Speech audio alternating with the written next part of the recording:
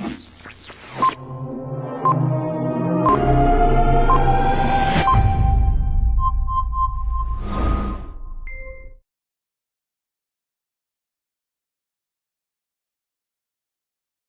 clase 5 es sobre identidad y género en la escuela, dentro del marco de la educación sexual integral.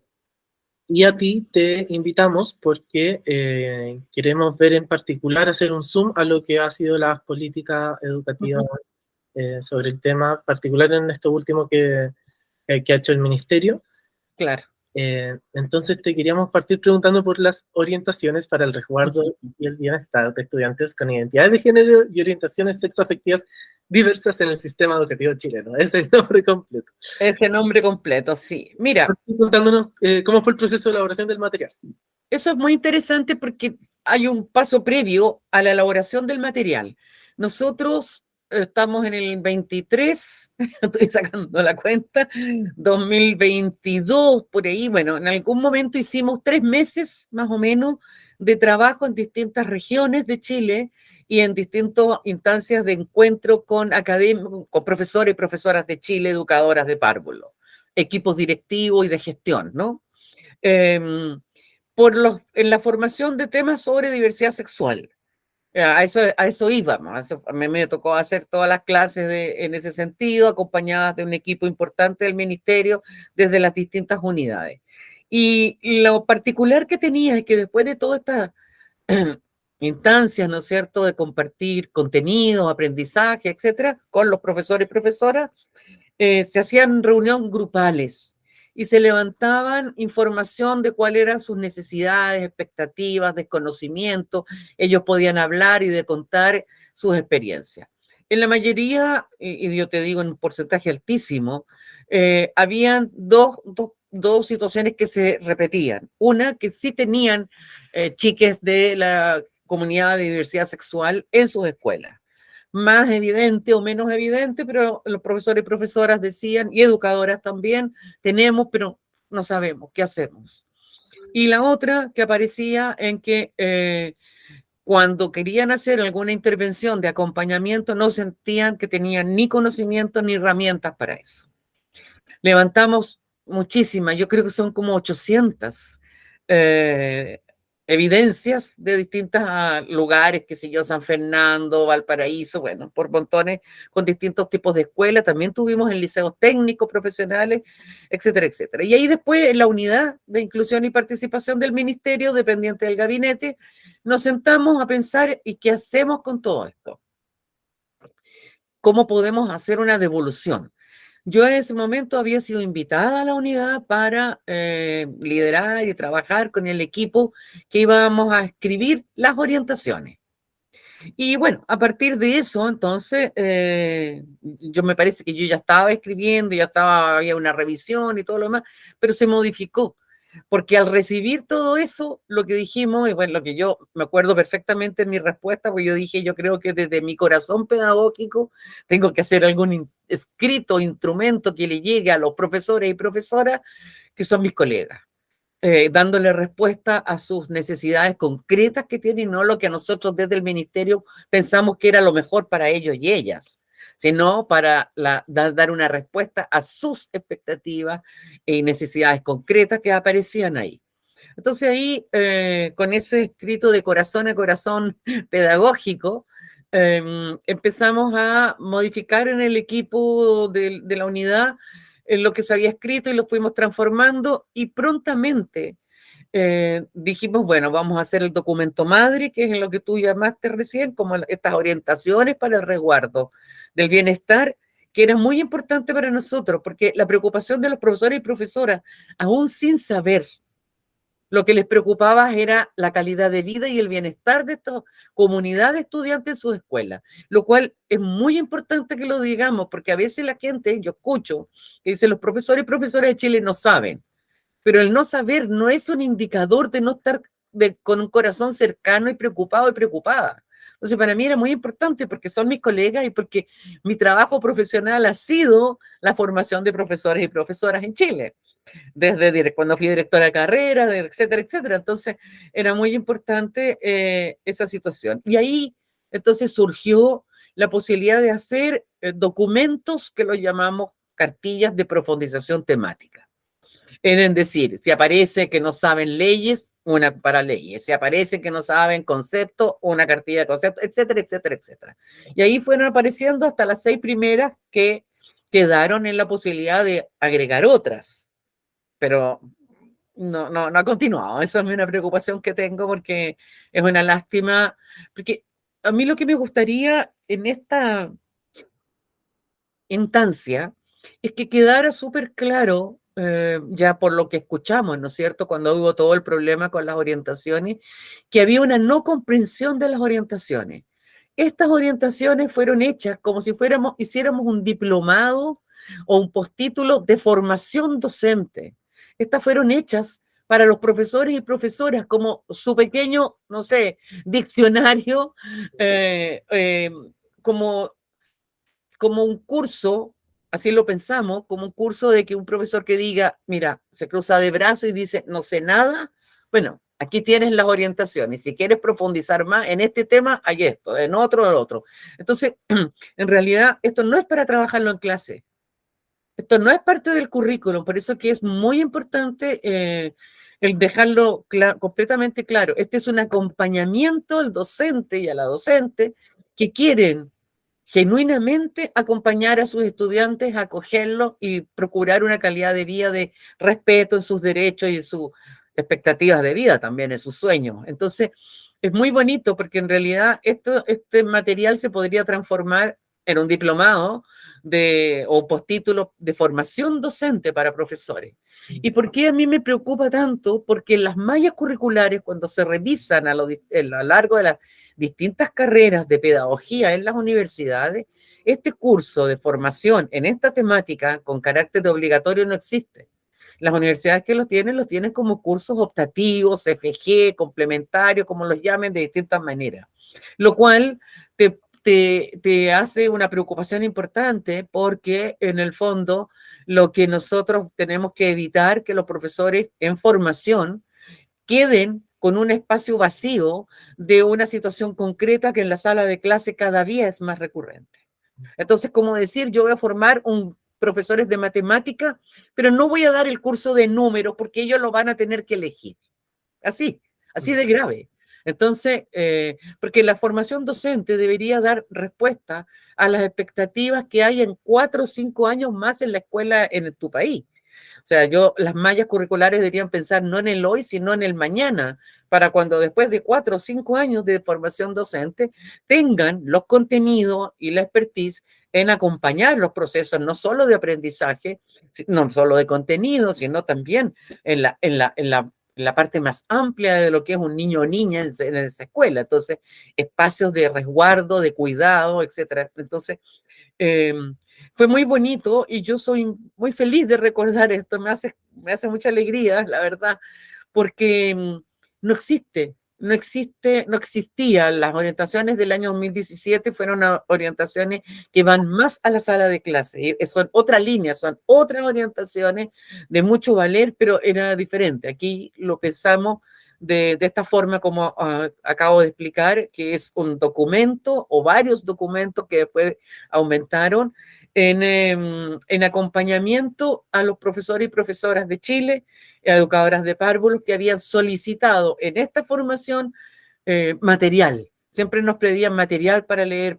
Bueno, entonces, estas orientaciones deberían estar, por ejemplo, en los cursos de las universidades que te dan esta formación ya, se deberían usar para eso, porque están hechas con bastante marco teórico y bastante información que permite al profesor y la profesora tener resguardo del conocimiento. Es decir, mira, cuando hablamos de derecho, de abrir, ¿no?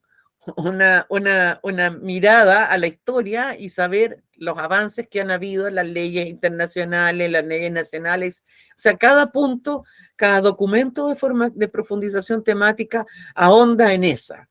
Y es importante también saber que cada uno de esos documentos, no el documento madre lo hicimos en la unidad, un equipo escribió una, la otra corrigió, no sé, etcétera, pero los documentos de profundización temática, invitamos a distintas unidades o del ministerio o organizaciones, etcétera, que son, digamos, expertas en las temáticas. O sea, por ejemplo, los temas legales de las circulares, etcétera, fueron con el instituto, con la superintendencia. O sea, buscamos a los especialistas y especialistas en cada uno de los temas que hicimos. Y los temas, me gustaría insistir en eso para terminar este punto, en que son las respuestas a las solicitudes y a lo que vimos en los documentos en esta formación que hicimos en las distintas regiones en Chile. Buenísimo.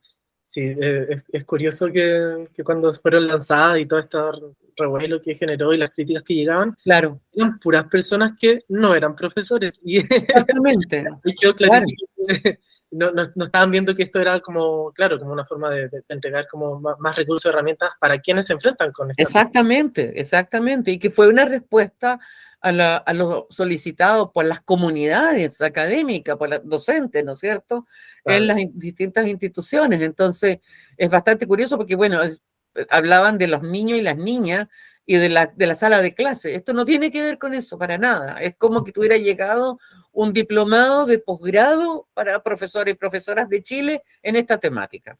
O sea, uno podría tomar todo este material y distribuirlo en 6 o 7 unidades que se desarrollaran, y con eso un profesor y profesora tendría la formación que requiere para acompañar a las comunidades de LGTBQA+, ¿no es cierto? O sea, y eso me parece que es muy relevante. Yo creo que todavía no nos hemos dado cuenta del valor de ese documento. Parece poco humilde porque estuve ahí, pero cuando lo miro ahora y lo vuelvo a leer, es verdad, bien profético en las necesidades y dar cumplimiento. Es muy interesante pensar que desde un Ministerio de Educación se da respuesta a las necesidades que sus comunidades tienen. Porque normalmente desde la academia, de la universidad, se da formación de acuerdo a lo que la academia cree, pero nunca tampoco los estudiantes tienen posibilidad de decir, mira, estamos haciendo la práctica 1, la 2 y 3, vemos esto y esto y de esto no sabemos, y ahí poder modificar las mallas curriculares porque son muy difíciles de hacer. Entonces, ¿qué es lo que se hace? Se hace un diplomado o un posgrado en estas temáticas que son las que faltaron a profundizar en las mallas, porque si no las carreras durarían mucho, mucho tiempo y no es viable ni económicamente ni por los tiempos de los estudiantes, pero hay que ir buscando, para mí son soluciones parche, lo ideal sería que se formara en los cursos obligatorios las temáticas que hoy día se encuentran en la sala de clase, me parece fundamental, pero mover el currículum es difícil, entonces bueno, hay soluciones que estarían a la mano y que serían maravillosas. Sí, bueno, un poco por eso nace también este proyecto, pues. Que no solamente un vacío, es una omisión, y la consideramos una omisión deliberada muchas veces, así que... Claro, claro. eh, Claro, bueno, por eso que hace mucho sentido con todo el trabajo y con todo lo que ustedes han logrado, porque da respuesta a lo que yo como profe y como directora y formadora de formadores, me hace sentido. O sea, si hoy día está formando, porque uno siempre dice, bueno, las generaciones antiguas como la mía no tenían, pero las de hoy son imposibles porque a lo mejor en mi época había un estudiante, una chica que uno le parecía de que era diferente y que eran muchas veces solo prejuicios y punto, y equívocos graves, ¿no? En la escuela. Pero hoy día las comunidades son altas, hay un grupo importante de estudiantes, por lo tanto es como decir, mira, hoy día sabemos que la mayoría y un grupo grande de estudiantes tiene memoria auditiva, pero yo voy a escribir solo en el pizarrón, así de aberrante. O sea, porque la mecánica de los procesos de enseñanza-aprendizaje tiene que ver con las competencias, necesidades y capacidades que sus estudiantes tienen. Entonces, aquí no podemos decir, bueno, este grupo especial de estudiantes no lo voy a mirar, no lo voy a ignorar porque yo no sé nada de ellos. Y no quiero meterme en líos, ¿no? Con las familias, con esto, con lo otro, etcétera, etcétera. Pero eso no se puede porque éticamente la moral de un docente es hacerse cargo y acompañar los procesos de vida de sus estudiantes, más allá de lo que piense. O sea, es responsabilidad del cuidado. Es de verdad una persona que es la responsable del cuidado y la protección de derechos. Es un agente de derechos de tu sala de clase. Entonces, no le puedes negar. Y cuando los vimos en estas comunidades que decían, no sé, me angustio, me pasa esto, también sufriendo porque no lo saben, lo mínimo que podíamos dar era desde el ministerio una respuesta a eso. Ahora, todavía está la deuda de darlo más a conocer, porque yo sé que hay espacios que no ha llegado, hay otros que sí, que han habido otras personas que se movieron para hacerlo llegar, y eso debería ser muy importante tenerlo muy presente. Pilar, ahora te puedo pedir si es que podemos revisar las cartillas. Por supuesto, Ya. por supuesto. Esto igual va a ser editado y vamos a cortar como los Sí, no momentos. hay problema. Revisemos las cartillas. Voy a repetir entonces así esa invitación a revisar las cartillas para que quede bien editado. Ya, acá. Pilar, te podríamos pedir entonces ahora si es que vamos revisando las distintas cartillas que componen estas orientaciones. Perfecto, perfecto. Mira, las tengo anotadas porque yo las recuerdo perfectamente cada una, me las sé casi de memoria, la verdad, porque fueron corregidas miles de veces, de verdad, miles, pero las anoté para ser súper claro. Y partamos por la primera, que, bueno, el orden de las cartillas de profundización temática tienen que ver con el checklist hecho por las demandas de los docentes que participaron en las distintas capacitaciones que se hicieron. Y la primera era que cuáles son las normativas que protegen los derechos de estudiantes LGTBIQA+. Eso es sumamente importante que lo rescatemos. Otra vez estoy defendiendo a mis colegas, porque la primera preocupación era cuáles las normativas que protegían los derechos, fíjate. Y eso es muy lindo, porque no solo quiero saber qué es una lesbiana, qué es un gay, qué es un trans, no solo quiero saber. Lo que más me interesa como docente en Chile, como profesor y profesora en una escuela, era cuáles son los derechos de estudiantes. Y eso es un muy buen indicador y habla muy bien de nuestros profesores, que a pesar de que no han sido formados en esta temática, hay una preocupación real, porque ahí volvemos entonces a que la mayoría de los que hemos estudiado pedagogía, lo que más nos mueve es un amor profundo por nuestros estudiantes, porque si no, ¿para qué, no? No tendría sentido. Y cuando vimos las normativas de los derechos, invitamos a participar al Departamento de Mujer y Género del Colegio de Profesores y de Profesoras de Chile. Porque a mí me parecía también, insisto en esto que dije hace un momento, pero quisiera repetirlo, en que no fuera un documento emanado desde el ministerio solo, sino que el ministerio demostrara que tiene capacidad de diálogo, de apertura con otros organismos y que puede trabajar perfectamente. Y aquí en la cartilla hay una evidencia de eso, de poder hacerlo. Entonces, la primera cartilla que fue buscar entonces todo lo que había en leyes, ¿no? En leyes generales. Partimos por las leyes internacionales de protección a los derechos, ¿no es cierto? Y las leyes que Chile, internacionales que Chile firmó y las que no ha firmado, como Yocarta, por ejemplo, que no está firmada por Chile, pero tiene una fuerza importante, o sea, fundamental, porque es la primera que aparece con un capítulo dedicado a la educación concretamente. Y después las leyes que en Chile han ido progresando en los distintos temas, desde el acuerdo de unión civil al matrimonio igualitario, etcétera, etcétera, estas leyes de protección a las comunidades. Entonces, la forma de hacerlo era que, y esto es muy particular, porque yo que he trabajado 20 años en la academia, es la primera vez que lo veo, y por eso que lo recalco. No es que nosotros nos sentáramos a escribir con ellos, en este caso, en cualquiera de las décadas, sino que escribíamos para allá, mandábamos el documento y venía de vuelta un documento que habían creado al mismo tiempo.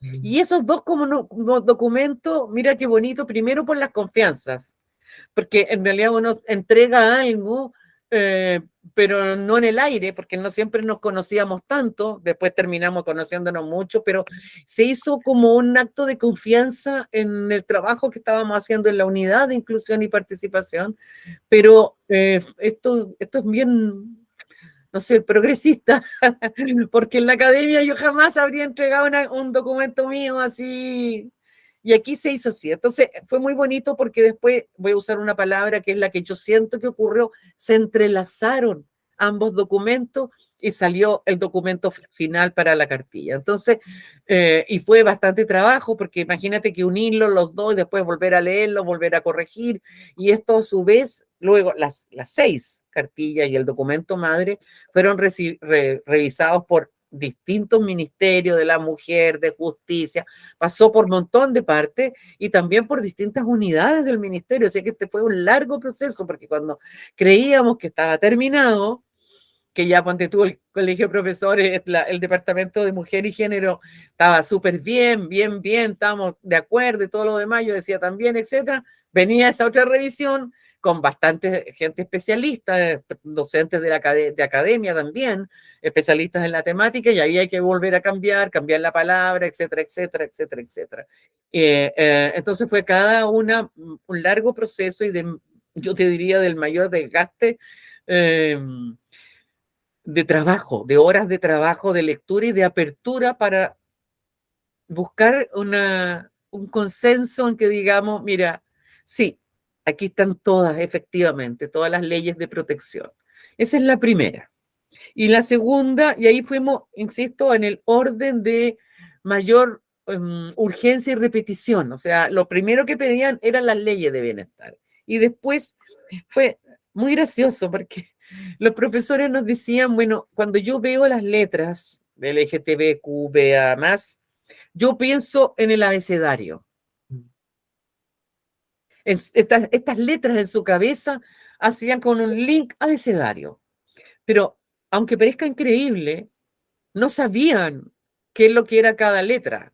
Estoy hablando en términos generales. Por supuesto que hay muchos profesores que sabían perfectamente lo que era cada letra, pero en términos generales no, o si sabían qué es lo que es un trans, pero tampoco había como un respaldo muy potente. Y ahí con eso hicimos entonces como una suerte de glosario, no sé, conceptual, y eso lo hicimos con el Instituto Nacional de Derechos Humanos, del INDH, lo trabajamos en conjunto y llegamos a consenso en que faltaba.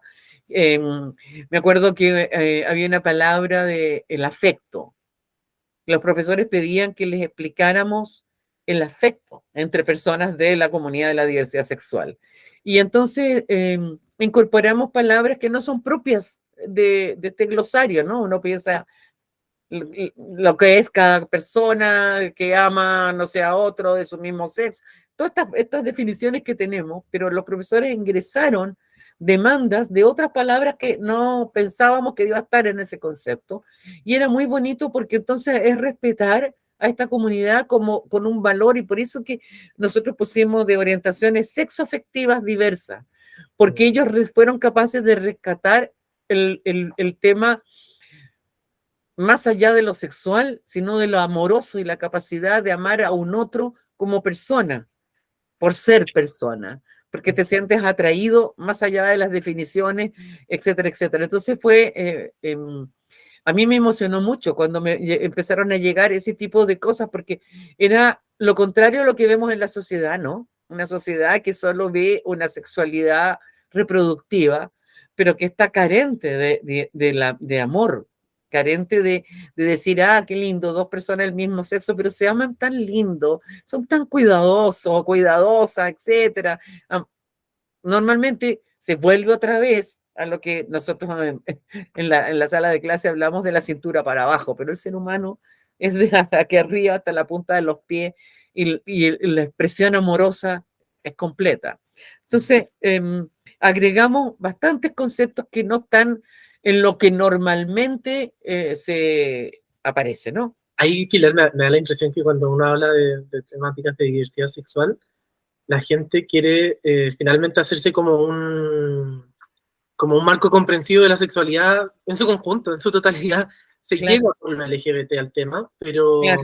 pero en general quieren comprender las distintas dimensiones de la humanidad, de la identidad, de la fe. Cierto, cierto. Pero además la sexualidad en general, ustedes que han trabajado por una educación sexual integral, lo llevan en el sello identitario, es que la sexualidad es mucho más que una reproducción, mucho más que algo solo genital. O sea, eso es empobrecer la sexualidad y es muy triste. Es muy triste porque en el fondo se castra la verdadera experiencia amorosa con otra, o con otro. En términos generales, estoy pensando en la comunidad general, la hetero, ¿no es cierto? O sea, si la experiencia amorosa, yo que hago clases de esto, yo digo, qué terrible que la experiencia amorosa de amor con una otra persona sea solo una reproducción, porque entonces dejamos afuera las personas que biológicamente por problemas de salud no pueden tener embarazo, personas que tuvieron un accidente, una pareja que se ama y que tuvo un accidente y no pueden tener vida sexual, o sea, muere el amor. No, no es así.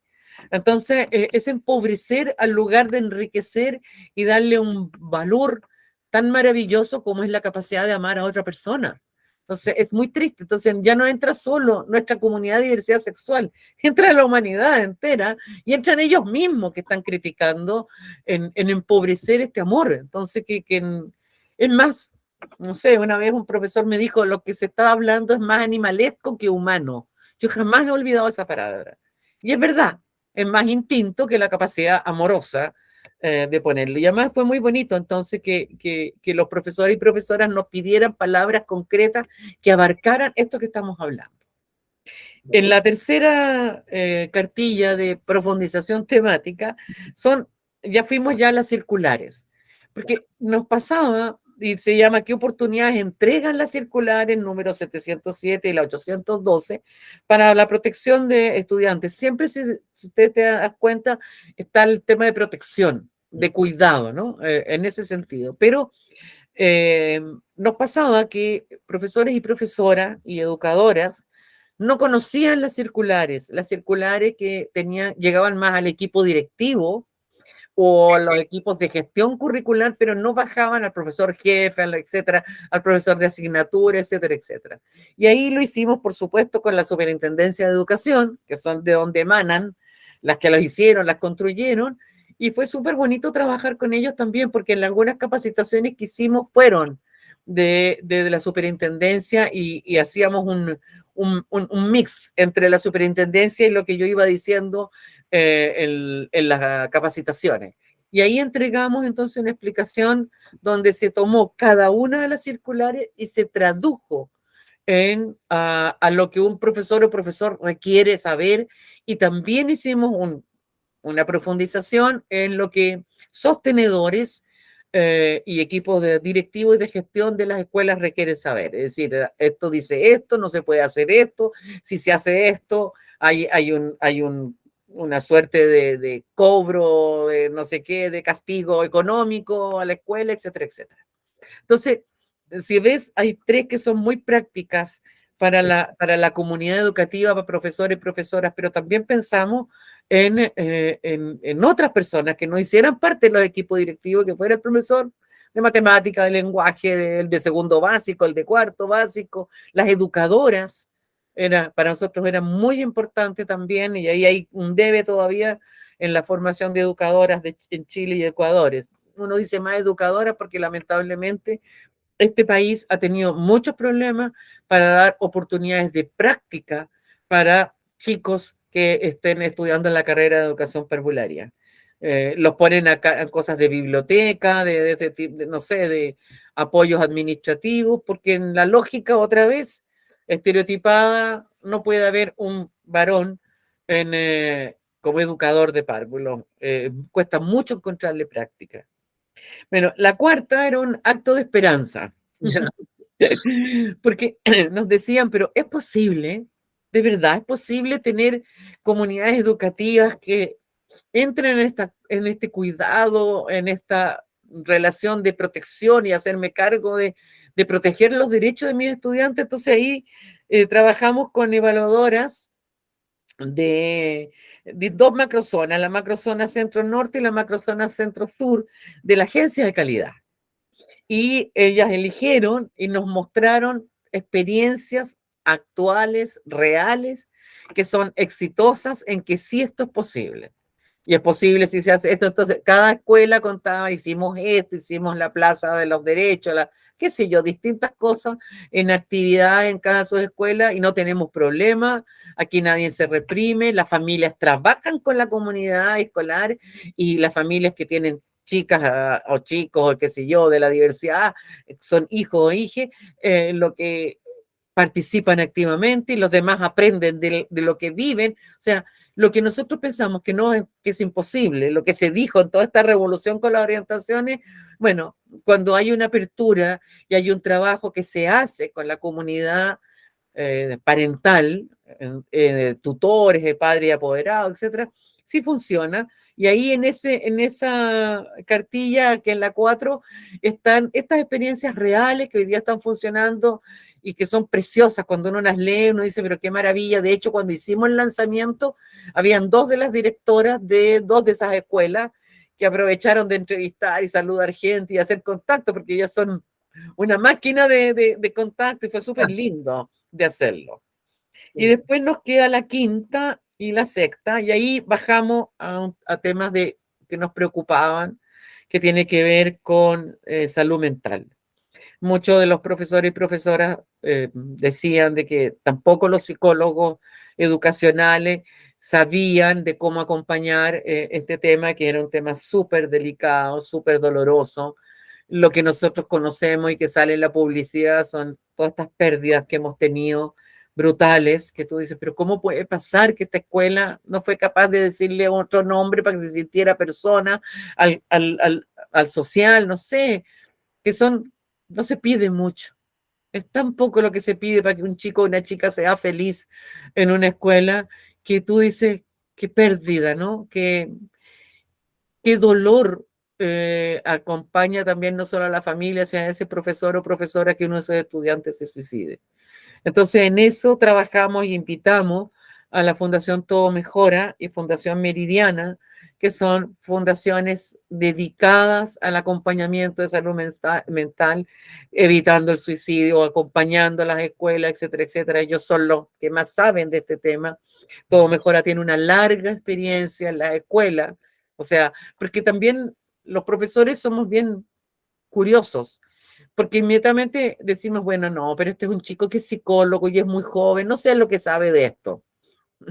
Descartamos, es muy difícil a veces. Yo he visto en capacitaciones que el profesor o la profesora es súper joven, pero mira con recelo a alguien que no tenga experiencia. Los profesores valoran mucho la experiencia, por eso que también les pusimos expertos por experiencia, ¿no? Que se está usando mucho también en ese tema. O sea, tú puedes saber mucho desde tu propia experiencia, como son los chicos y las chicas de Todo Mejora, que no son profesionales de la salud mental, porque ellos tienen la hora segura, bueno, ellos tienen muchas instancias de cuidado, y Fundación Meridiana tiene especialistas en Valparaíso que trabajan, de hecho, en el hospital, ¿no es cierto?, como Pablo Salinas, que ha trabajado permanentemente con este tema. Entonces, ahí invitamos a las dos organizaciones, y ahí otra vez se rompió un poco el estereotipo que hay 2 organizaciones, es difícil que trabajen. Aquí hicimos un bello trío, trabajamos perfecto, acordamos los temas, cada uno revisaba y volvía a revisar y volvía a revisar y qué sé yo. Y yo siento que cada uno de estos documentos es perfectible, por supuesto, pero cuando uno los lee, yo siento que están hechos con mucha propiedad, mucho conocimiento, pero también mucho cariño. Aquí hay un respeto en el diálogo y acompañar a nuestros colegas en el paso a paso que tienen que hacer para la búsqueda de las mejoras del derecho a la vida, al derecho a vivir y a reír, y no a estar pensando que no vale la pena que siga viviendo. Las cartas que conocemos de despedida son cartas terribles, terribles. Entonces uno piensa, ¿qué cuesta hacer un esfuerzo en una escuela para dar un paso y hacer un cambio en que te permita no solo saber de las asignaturas, sino vivir, y vivir en calidad y felicidad? Y la última, que hablamos de salud sexual integral. Otro gran temazo. Entonces, ¿por qué hablar de salud sexual integral en las comunidades educativas? Y este es bien interesante, porque en esta se incorporó a las familias. Está incorporado. O sea, cuando dicen, pero ¿por qué yo no puedo participar en la educación de mis hijos? Sí puede. Hay documentos como este que estaba invitando a las familias para saber cómo hablar, qué respetar, guardar los silencios cuando hay que hacerlo, etcétera, etcétera.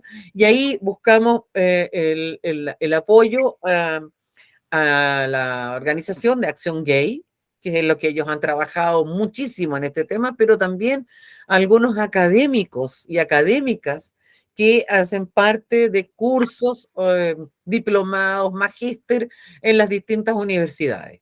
Le pedimos que lo revisaran y que incorporaran, no sé, gente del Alberto Hurtado, de la Diego Portales, bueno, de distintas universidades que sabemos que son conocidos en el mundo académico por su experiencia.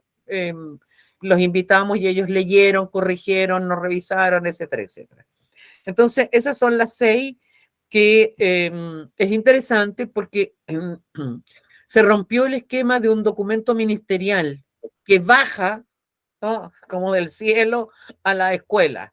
Aquí, las 6 temáticas, ¿no es cierto?, de profundización, más el documento madre, es al revés, hace el proceso completamente diferente. Recoge las demandas, recoge las dudas, preocupaciones, desconocimiento, lo construye de acuerdo a la expertise de una u otra organización y da respuesta a eso. Pilar, algo que nos ha pasado a lo largo de esta escuela es que en general son estudiantes de pedagogía o ya docentes que se encuentran en práctica. Dicen como, bacán las orientaciones, bacán todos los retos que nos dan, pero yo llego frente a una sala de clases, tengo 35 cabros chicos, 35 apoderados también súper dispuestos a venir a criticarme si es que yo hablo de estos temas, y más encima el encargado de convivencia es alguien que no me da el pase para yo sentirme seguro en la sala de clase hablando de esto.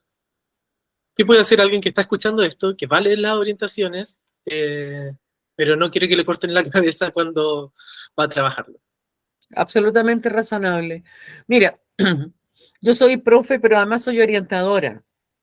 Y siempre me pasaba que con las familias, ¿no es cierto?, venían con sus hijos e hijas de tercero medio, con los problemas más complejos en la adolescencia, etcétera, etcétera, y me decían, profe, pero que no sé cómo poder hablar.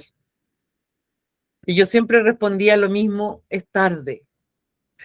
Ese hablar se hace cuando están en primero básico, en el jardín infantil. Esas son las edades que uno tiene que sentarse con sus hijos y escucharlos y conversarlo y decirle, oh, yo no sé tanto, enséñame de esto, pero no sé, el diálogo tiene que ser desde las más pequeñas edades. Entonces, aquí pasa lo mismo. Los profesores y profesoras de Chile, no quiero yo que hagan una clase sobre diversidad sexual a su curso. Es que la comunidad escolar, equipos directivos y familia hagan un pauteo que es muy fácil de hacer. Es decir, mira, el currículum dice que en primero básico vamos a hablar del cuerpo humano. Ok, esto es lo que vamos a hacer y que vamos a mostrar.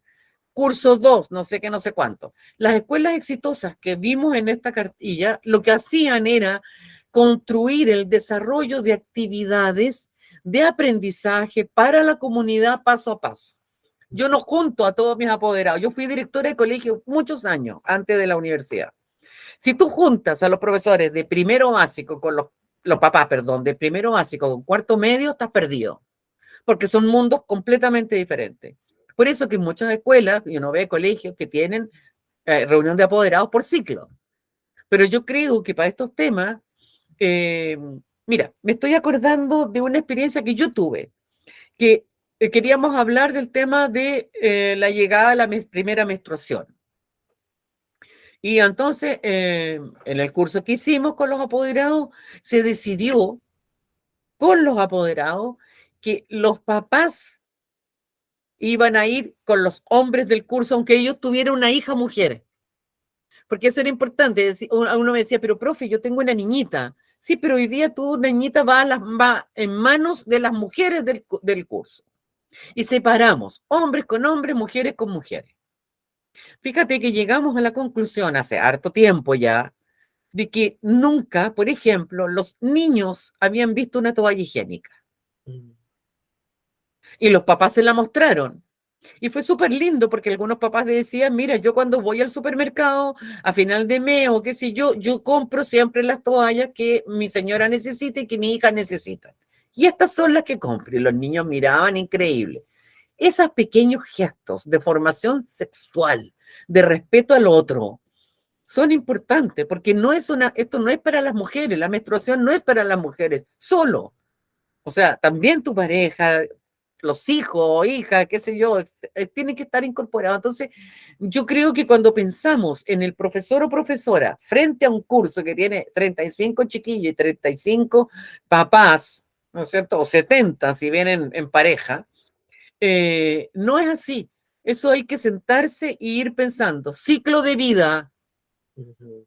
fundamental, porque no es lo mismo hablar con una u otra edad, y para eso están los psicólogos educacionales en todas las escuelas de Chile. Los profesores tenemos que aprender a que uno tiene que tener humildad y hay cosas que no tenemos tanto conocimiento, pero tenemos profesionales hoy día que nos acompañan en eso. Y poder hacer un paso a paso en la formación en esa institución.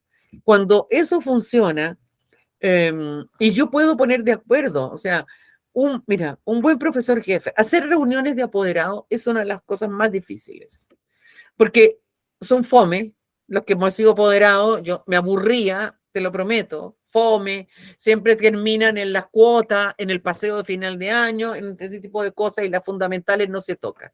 Pero si yo llego a acuerdos con mis papás y mamás y apoderadas de mi curso, ¿a qué es lo que vamos a trabajar? Es muy raro que haya una persona que está en contra. Es muy raro, porque en el fondo dejo a la comunidad de apoderados y apoderadas de mi curso que decidan conmigo lo que vamos a tratar en el curso. Entonces no soy yo la que me pongo con una bandera de lucha contra ellos, ¿no es cierto? En lo que tengo que hacer. Entonces, nunca hay que pensar en que voy a estar sola frente a mi curso. Voy a estar con mi curso, donde tengo una comunidad de apoderados y apoderadas que van a acompañarme en ese trabajo. Y muchas veces hay gente, no sé, siempre hay una enfermera, no sé, siempre hay gente de la salud, hay de todo en los apoderados, gente que ha trabajado en hospitales por años, etcétera, etcétera. Entonces, cuando tú los incorporas, surge como magia. O sea, yo trabajé muchos años como profe, orientadora y directora, y cada vez que incorporé en forma más activa a los familiares, en términos generales, llegaban a acuerdos, fíjate. Cuando es con el profesor es lo que ocurre con la masa. Una masa frente a una persona se la comen. Claro. Y yo creo que tienen razón, porque en el fondo lo que se ve en la sala de clase debería ser equitativo a lo que se conversa en la familia. Entonces, si tú te sientas a tomar once con los niños y te dice, uy, mamá, hoy día me hablaron de no sé qué cosa, y el papá mira con cara de sospecha, y si son dos mamás o dos papás, igual que, ¿por qué están hablando esto y esto y lo otro? Ese desconocimiento es el que da mucha inseguridad y mucha molestia. Cuando están incorporados, y por eso que las escuelas exitosas incorporan activamente a las familias en términos generales, porque los resultados de aprendizaje además son mejores. Porque, o sea, si hay papás que no saben ni qué están leyendo los libros. Como si uno les dice, mira, este mes nos tocan estos 4 libros, ¿los leyeron ustedes? No, léanlo primero para que puedan conversar y sacar el tema. En el fondo, educas a la familia entera. Entonces, si yo tengo estas orientaciones y me reúno y con la comunidad y digo, mire, estos temas hay que tratarlos, tenemos estos niños y niñas, etcétera, etcétera, etcétera, ¿qué hacemos? Invito a participar, los temas son distintos. Ahora, obviamente que si yo quiero, y lo tengo que decir, formar a mis hijos con una amplitud de respeto a la diversidad, hay colegios en Chile en que no los puedo poner, porque ese es el otro error. Las familias ponen a hijos e hijas en sus escuelas en las que uno dice, pero no le pueden pedir a esta escuela esto, porque tiene un proyecto educativo completamente distinto. Entonces también las familias tenemos que aprender a que uno debe ir con sus hijos, contarles lo que es escuela y preguntarles qué le parece. Porque a mí me impresiona cuando los van a dejar el primer día, como que ven por primera vez ese colegio gigante, no saben ni quiénes son, entonces también ahí hay el respeto al derecho, y el derecho requiere una educación y una conversación previa, abierta, respetuosa y participativa. Entonces, yo diría que lo primero es cómo yo lo veo en plural. No cargo sobre mis hombros esa responsabilidad porque no corresponde, sino con quién la puedo llevar. Y la puedo llevar con la familia, con otros colegas. Uno puede hacer una linda reunión de apoderados que invite al profesor de biología para que hable de la neurociencia, qué sé yo. O sea, el salir de este protagónico rol que a veces los profesores y profesoras de Chile tenemos porque hemos sido formados así, pero tenemos que sacarlo, romperlo. Hoy día hablamos de procesos de enseñanza y aprendizaje. Y lo que quiere decir es que yo puedo enseñar, pero puedo aprender, que es lo que uno hace permanentemente. Cuando hay un niño que habla y te dice, y tú dices, ¿en serio habías pensado en eso? Y así como, wow, o sea, impresionante. Entonces, eso es importante y yo creo que hay que sensibilizar. Si yo tengo una comunidad que es difícil de comprender, a mí me ha tocado en algunos colegios hablar con apoderados que rechazan porque todo lo encuentran asqueroso, todo lo que es diversidad sexual. Han sido formados en una deficiente y espantosa formación sexual. Entonces, claro, lo ven todo mal. Pero si yo empiezo, por ejemplo, a darle a conocer cartas, yo lo hice una vez en un colegio muy complejo, llevé 2 cartas de niños despidiéndose de su papá y su familia. No existe en el mundo una madre o un padre que frente a eso diga hago lo que sea para que mi hijo o mi hija no viva lo mismo. Y si existiera esa persona, es totalmente desnaturalizado, así que lo que diga está fuera de serie. Y no es tocar sensibilidad, no es usar la sensibilidad sino hacer sensible al dolor, porque todos los que somos papás o mamás, lo único que queremos es que nuestros hijos vivan felices y vivan más años que uno, por supuesto. No soy yo la que voy a enterrar a mis hijos. Uno siempre lo ve cuando alguien muere, le dice, pero yo jamás hubiera pensado, ¿no? Que me iba a tocar este dolor. Ahora, si es una enfermedad, no tengo nada que hacer, pero si yo puedo evitarlo, porque si mi hijo es un gay y a mí me produce un asco horrible, yo voy a hacer lo posible para que ese hijo no se suicide por esa situación que no puede cambiar. Y eso es importante tenerlo claro. Al revés, yo hace poco escuché un matrimonio que estuve con ellos y que han tenido un hijo único. Y por supuesto soñaban con los nietos y todas estas cosas, ¿no? Y al final descubrieron que hoy día tienen 2 hijos, porque están él con su pareja, y se abrió el mundo, o sea, porque de hecho viajaron juntos en el verano, lo pasaron fantástico. O sea, hay posibilidad de decir, no lo comprendo, no lo entiendo, pero te amo profundamente y amo a quien tú amas. Ese es el verdadero amor. Y eso hay que trabajarlo en la sala de clase. Volver a la esencia fundamental de lo que es el ser docente y el que ser padre o madre o familia de cada uno de esos niños o niñas. Ahí, Pilar, también estoy pensando en profes que se encuentran con este desafío de, claro, quiero hacer equipo con los apoderados primero, con mis colegas, para poder hablar de estos temas que son sensibles con menores de edad. También yo creo, no sé, coméntame qué piensas de esto, perder el miedo también de que todos los adultos tenemos que ser un todo coherente al momento de abrir estos temas con niños, niñas y adolescentes. También el debate entre adultos sobre distintas visiones de la sexualidad ayuda. Por supuesto, absolutamente. Por eso que el tema de modificar la formación sexual en Chile es fundamental, porque cuando se hace una mala educación sexual, lo que se hace es podar para que la planta no, podaste tan mal que la planta nunca va a dar flores. Y eso hay que modificarlo. Entonces, también entre los estudiantes, verlo.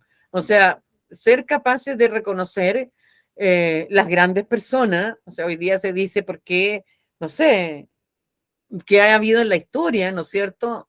O sea, cuando por el tema de las luchas que hemos hecho por las mujeres, ¿cuántas veces hemos pedido que los auditorios, salas de clase, etcétera, las universidades tengan nombre de mujeres? Porque parece que fueron solo los hombres, los científicos, historiadores, qué sé yo. Las escuelas también tienen que hacer un trabajo en ese sentido de levantar nombres de personas, mujeres que han escrito y qué sé yo, etcétera, etcétera, y también de la diversidad sexual. O sea, cuando ese colegio, no me acuerdo si era Recoleta o Independencia, prohibió, hizo un escándalo por un libro de Pedro Lemebel, uno tiene que pensar qué hago yo como institución para mejorar el nivel cultural de mis apoderados y apoderadas, porque eso es una brutalidad decirlo. O sea, no va a leer nada de Gabriela nunca más, ¿no es cierto? pero seguramente no lo conocen, porque nosotros también hemos perdido el nivel cultural. Y cuando no tienes la posibilidad de bajar con ese péndulo hacia abajo, ¿no es cierto?, en las raíces de la que la academia tanto que a veces criticamos que da a una amplitud de conocimiento, hay que ir entonces por lo que es el sentimiento. Y a mí me ha pasado con gente muy humilde, pero muy humilde, que dice, profe, nunca he leído nada, no tengo idea, pero tengo un sobrino, no sé qué, no sé cuánto, pero yo lo amo. Es lo único que necesito, que lo ames. El saber qué, no importa si a veces ni siquiera nosotros sabemos lo que nos pasa en nuestro corazón y en nuestros sentimientos. O sea, ¿cómo que pasó esto? Bueno, porque amamos a las personas. Entonces, otra vez alguien me decía, ay, pero es súper fácil ser bisexual porque es fantástico, tiene miles de oportunidades. Nada es fácil, amar a otro no es fácil. Entonces, no simplifiquemos. Yo creo que hay que pensar, para mí, la medida del éxito siempre está en el tema del amor. Siempre. Cumplí 72 años y a mis 72 años, la única tecla que se toca en ese piano que vale la pena escuchar es la tecla amorosa, porque eso te hace decir, bueno, ok, yo siempre quise que mis hijos tuvieran un hijo médico. Oye, pero no quiere ser pintor o no sé, bailarín. Bueno, perfecto, es feliz, yo soy feliz.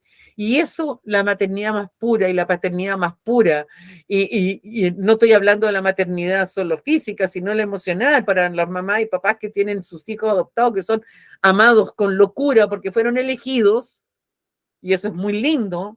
Es la capacidad de entender que hasta lo que más difícil que pueda yo creer, si toco la tecla de la amorosa, es una tecla que me va a dar resultado quizás no en el hoy inmediato, pero muy pronto, porque también se hace un círculo amoroso, ¿no es cierto? O sea, cuando Maturana hablaba de esto, era así, o sea, un hijo que siente que su mamá no entiende nada, pero que lo ama, le va a explicar con calma, va a tener el tiempo de espera de lo que ella necesita para comprender, etcétera, etcétera. Entonces, pienso que también hemos perdido como sociedad esta capacidad de vernos amorosamente unos a otros.